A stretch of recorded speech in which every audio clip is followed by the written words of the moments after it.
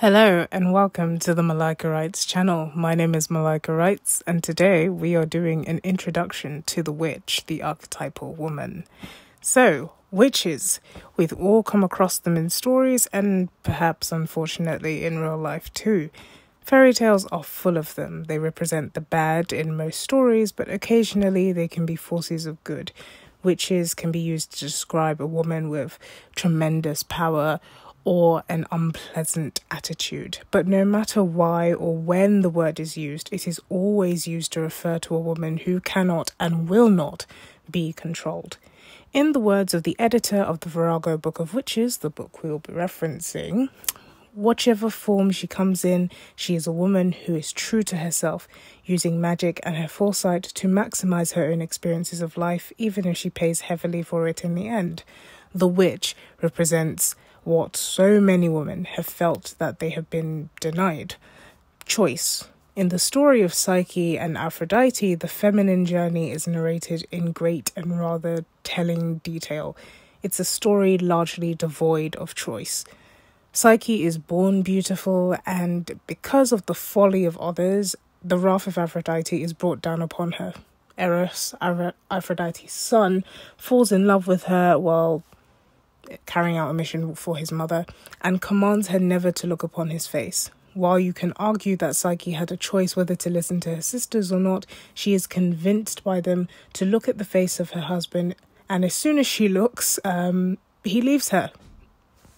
Now, I don't know about you, but I would be curious to see who I'd been sleeping with for a long time, so I can't exactly blame her for that.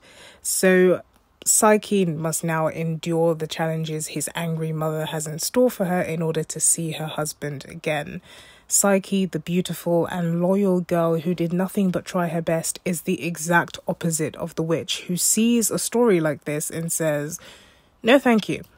The witch refuses to be swept up by the whims of fate or forced down a particular path by others. If she has to go down a particular path, she will walk down it of her own free will. Witches range from beautiful to ugly in stories, beguiling and enchanting men, or punishing and devouring them. What the witch has, what makes her so alluring, is her ability to choose how her life will be and perhaps even mess with the lives of others. The witch touches every part of the female psyche. With her riddles and cryptic messages, she challenges the woman to think independently. With her herbs and potions, she can manipulate how the body works, notably the menstrual cycle and the choice to be or not to be pregnant. With her power, she can alter her fate and the fates of others. Everything about the witch is alluring to women. She has power, choice, and to some extent, control. Nature has imposed its rules on the girl child, and as a result, wrath is the product.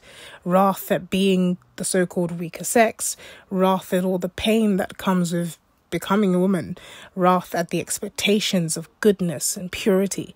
This wrath is what produces the archetype of the witch. So I hope you have enjoyed this introduction to what the witch is, and in the next video we'll sort of be delving into some of the stories in the Virago Book of Witches and looking at how this archetype manifests itself.